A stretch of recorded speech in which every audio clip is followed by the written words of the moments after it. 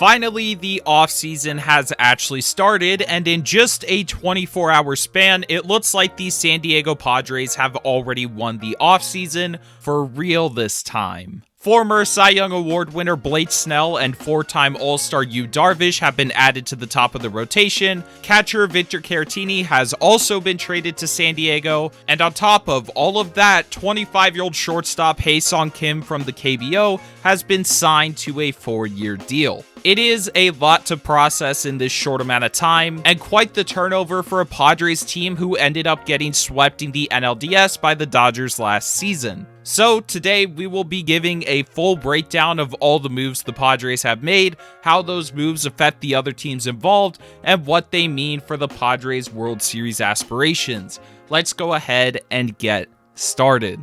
Ever since the World Series Game 6 controversy and a report the next month that the Rays were going to be open to trading Blake Snell, it seemed that his days in Tampa Bay were going to be coming to an end sooner than later. It is interesting considering that the Rays were just 2 wins away from their first World Series title and looked to be prime contenders in the AL next season, but trading a guy like Snell is something we have seen from the Rays before. With holes in their rotation and a flurry of prospects available to trade, the Padres have been heavily involved in trade talks on the starting pitcher market since the start of the offseason. They discussed trading for guys like Sonny Gray and Yu Darvish, which we will get to him later, but ultimately San Diego decided to target Blake Snell first. So, late on Sunday night, a deal was made. In a 5-player trade, Blake Snell was sent to the Padres in exchange for Luis Patino, Francisco Mejia, and 2 additional prospects. Snell will be entering his age 28 season coming off a very good but short 2020 following his injury-riddled 2019. He is expected to be slotted into the 2 spot in the Padres rotation with Mike Clevenger out for all of 2021 due to Tommy John surgery. Snell is 2 years removed from his Cy Young season, but he has proven to be a reliable starter. Over the last 3 seasons, he has ranked in the top 15 in RA9 or runs-based WAR among eligible starters, and his walk and strikeout rates have remained pretty consistent as well. It is important to note that while Snell is a frontline starter, he does lack stamina and rarely goes deep into games. However, that has started to become a trend around the league, and it is something we will only see more and more of with starting pitchers anyways. I'm sure there are still a few people out there scratching their heads and wondering why the Rays decide to trade Blake Snell now or even at all, and there are a few of them, but one of the main reasons is money. Because, of course it is, we're talking about the Rays here. Snell signed his current contract following his 2018 Cy Young season, and the deal totals to 5 years, $50 million. The contract does increase over the next few seasons. Here is a look at the final 3 years of it, and if you're thinking that Snell's contract doesn't look bad at all, you would be absolutely correct. Looking at his on-field production, Blake Snell is being way underpaid compared to what his current market value would be. For pretty much every team in the league except for the Rays, Snell would be considered affordable. But Tampa Bay decided to move on right now, and this is how the Rays system works. Since they can't afford to sign big players in free agency or commit to extending the homegrown stars they have,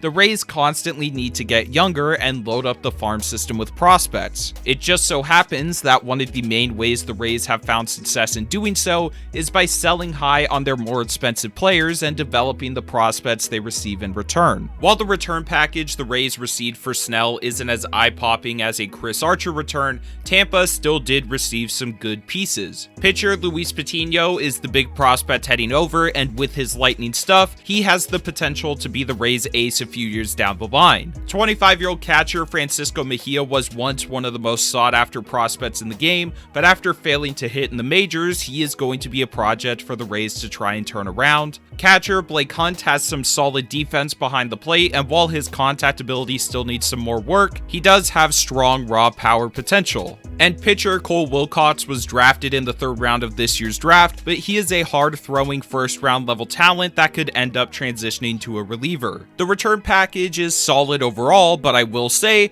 the Rays got a way better deal compared to what the Padres gave the Cubs for Yu Darvish. Just the morning after the Snell trade was announced, reports started to surfaced that the Padres weren't done yet, as they were deep into talks with the Cubs on acquiring one of their early offseason targets in right-handed starter Yu Darvish. Padres GM AJ Preller has always been fond of Darvish, as he was instrumental in scouting him and recruiting him to the Rangers back in 2012. It also just so happens to turn out that AJ Preller is a magician, since about 9 hours after the original reports, it was announced that Yu Darvish was going to be on his way to San Diego. For the Cubs, this move is nothing more than a salary dump as they head in a new direction under new team president Jed Hoyer. Darvish is set to make $59 million over the next 3 seasons, and to help the Padres cover some of the cost, it was reported that the Cubs will pay part of his salary. The return package heading back to Chicago consists of starter Zach Davies, who had a much improved 2020,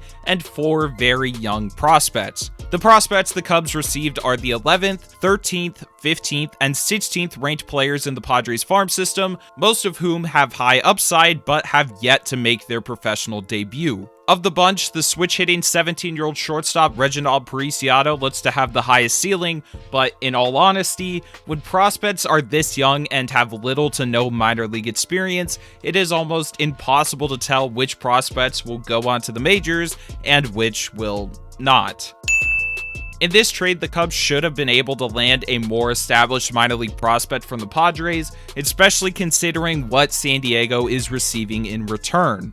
Yu Darvish will be entering his age 34 season with the Padres, and he is coming off an immaculate bounce-back campaign in 2020. After a stress reaction in his elbow that led him to miss a majority of 2018, Darvish has slowly returned to looking like his old Cy Young caliber self. This year, he was arguably the best starter in the National League due to the way he evolved his pitching repertoire. Darvish was able to average his fastball at a career-high 95.9 miles per hour, but the way he blended it with his breaking pitches is what made it work so well. Rather than relying on his fastball the most, like Darvish has done in the past, he instead increased the usage of his cutter and his slider as his out pitches. If Darvish is able to keep his progress and continue to throw more strikes as he did in 2020, the Padres are receiving one of the best starters in the game right now, along with his personal catcher. Coming with Darvish to San Diego is catcher/utility man Victor Caratini. Caratini will primarily be used as the backup catcher behind Austin Nola, and while his bat isn't as promising as it once was, his strong framing ability should help out Darvish along with some of the other Padres pitchers. Caratini, however, wasn't the only position player the Padres were able to add in that 24-hour time frame. As the rumors of a possible Darvish trade started to come out, it was announced that the Padres have signed Korean shortstop Ha-Seong Kim to a 4-year deal. The contract is $7 million per year, but it is an affordable deal that could end up being a bargain. The Padres are one of only a few MLB teams that have a full-time scout in Korea,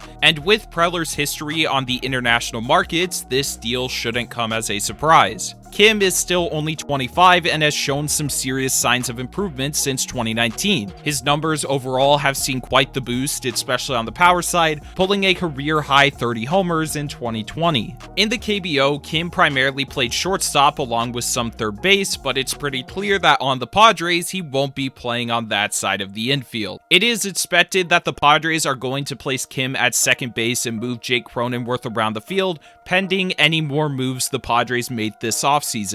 And that's the scariest part. Even with the major moves the Padres have made, they still have enough flexibility to add to their current roster. The additions of Kim, Snell, and Darvish add around $40 million to the Padres' 2021 payroll, bringing the current total to around $165 million. That leaves the Padres with enough room to add to their bullpen by either re-signing some of their free agent relievers or use their prospects to pursue some top relievers on the trade market, which there's a lot of prospects left. To acquire Snell and Darvish, the Padres only had to give up one of their top 10 prospects and a back-end starter that they didn't need. They were able to take advantage of the Rays' constant financial instability and the Cubs' cutting payroll under new management to get deals that may not have been possible in a normal offseason. Rather than finding ways to cut payroll or doing nothing following a season with substantially decreased revenues, San Diego is being aggressive to try for another few runs at a World Series title. So, with the new additions, are the Padres now the team to beat in 2021?